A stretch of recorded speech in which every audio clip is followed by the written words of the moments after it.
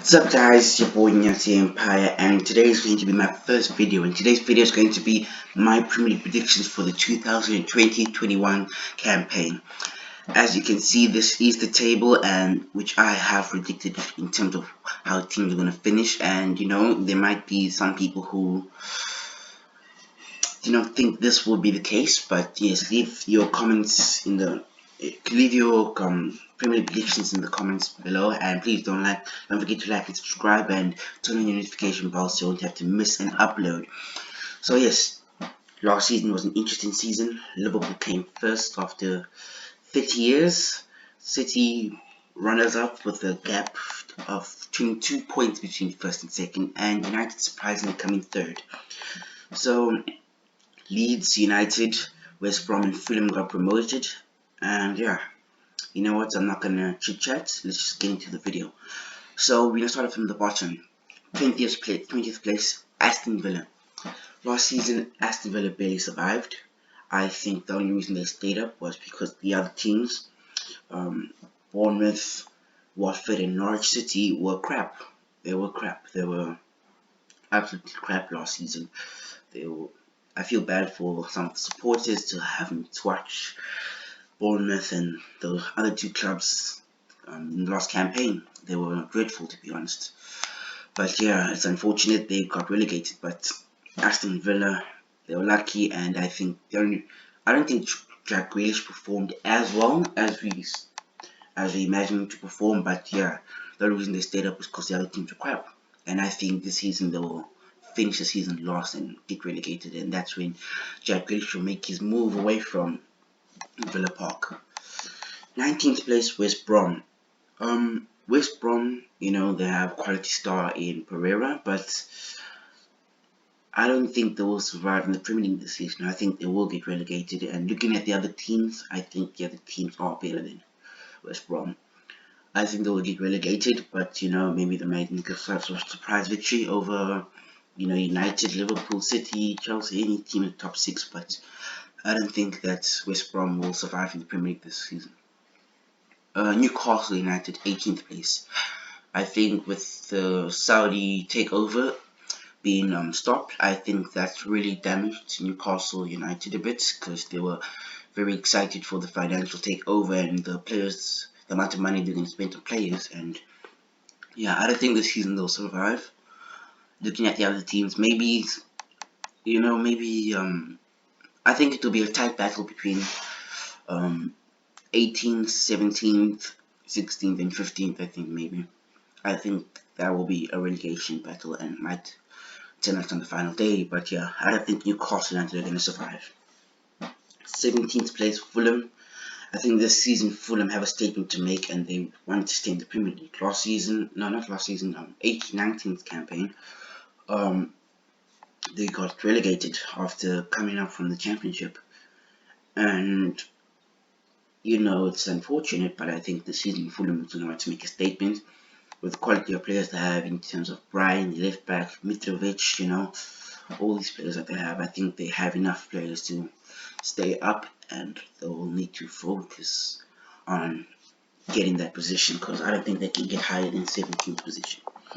West Ham United, I think 16th place is a bit too harsh, but looking at them in this campaign and looking at the other teams and how they performed, I think West Ham will get 16th. Maybe 16th and 17th if West Ham is the case for West Ham to be 16th place. I don't think 16th and 17th will fight for relegation. Just 16th maybe. I don't think they'll fight for relegation in the relegation spaces, but I think they will try and go for mid-table.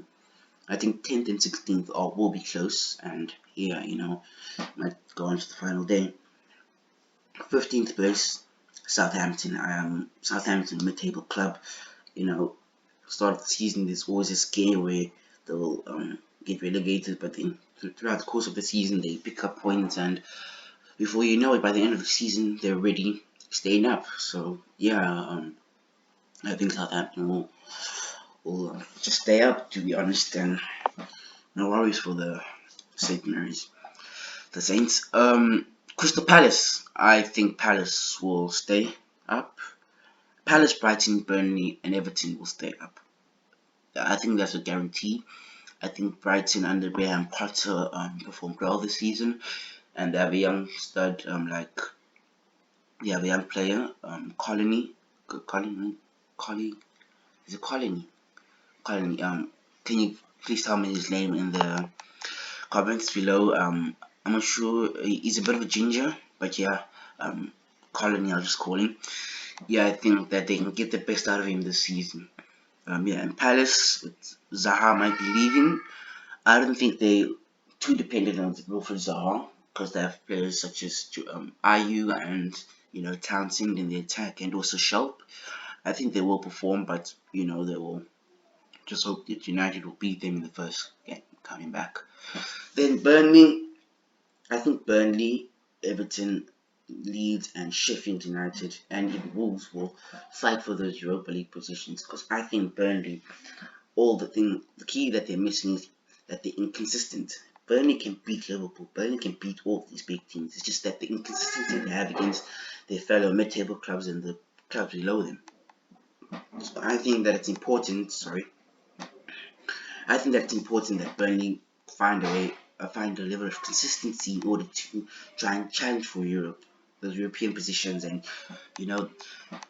18-19 season they did qualify for Europe, but they went out in the qualification rounds, so that's unfortunate. But let's hope they can do it.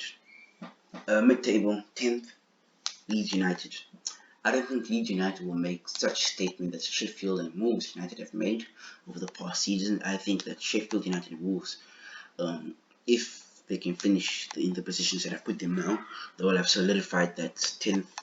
They'll solidify those top 9 positions. Because I can see Leeds finishing mid-table and then trying to strive for Europa League position, but maybe even top 4 next season. But yeah, I think Leeds are going to need to get used to the Premier League again because I don't think they'll be able to adapt to the Premier League as much as they did in the EFL. Because of course they were there for 16 years, but I do think they are better than the rest of the teams below them. But I think Everton and Burnley is a good shot for 10th place, of course. Then Sheffield United losing Dean Henderson. They've just signed Ramsdale. I think that they will do well with him. He's a great player. Great goalkeeper, and I think that he's a perfect replacement for Dean Henderson, so I don't think they'll struggle as much. But yeah, we just hope for the best for them. Not us, of course, we want to beat them. But yeah, good luck, Sheffield. 8th, Wolves. I think Arsenal will finish above Wolves. I think Wolves, that's in the last few matches they've played, they've been horrendous, to be honest, compared to the form throughout the season. I think that Wolves quarterfinal loss to Sevilla did a bit damage the team a bit. I think that a lot of players have lost form, with Raul Jimenez looking to leave maybe, with clubs like Manchester United and Juventus interested in him. I wouldn't be surprised if he went out of the exit door. But yeah, I think that Wolves will finish the season 8th, but I think they will battle Arsenal and Tottenham or even Leicester for those positions. 7th place Arsenal. They've made the signing of Willian.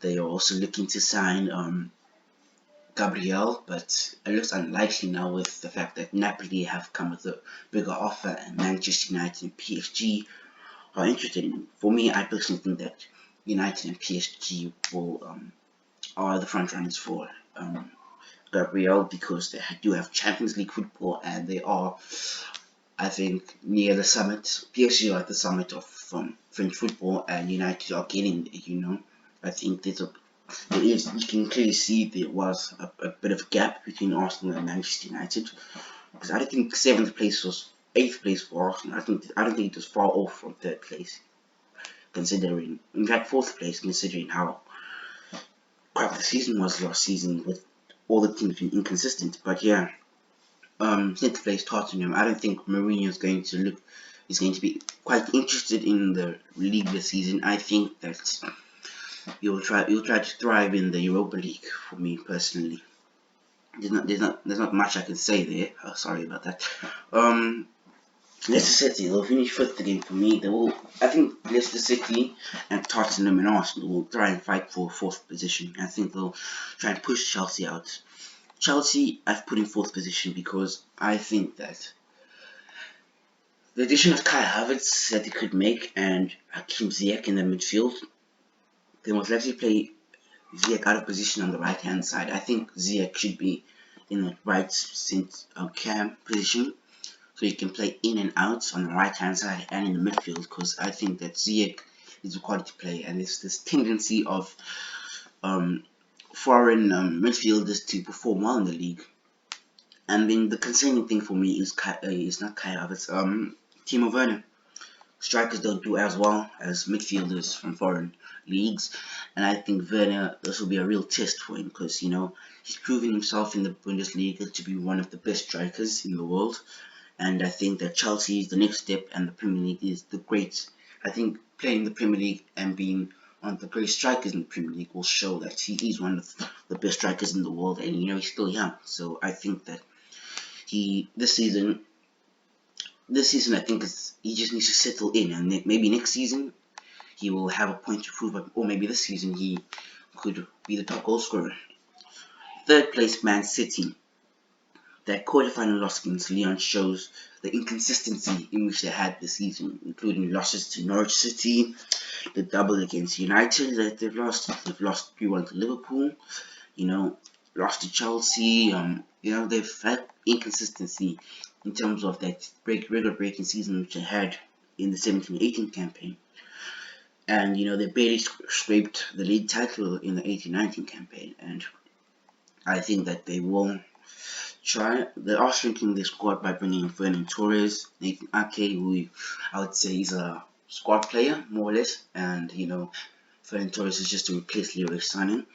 And I think if they do make the signing of Kalidou Koulibaly, that would be great because he is a leader, and I think he's the perfect replacement for Vincent Kompany. But yeah, they'll have to pay a lot of money for him. But I think that if City can get Kalidou Koulibaly, I might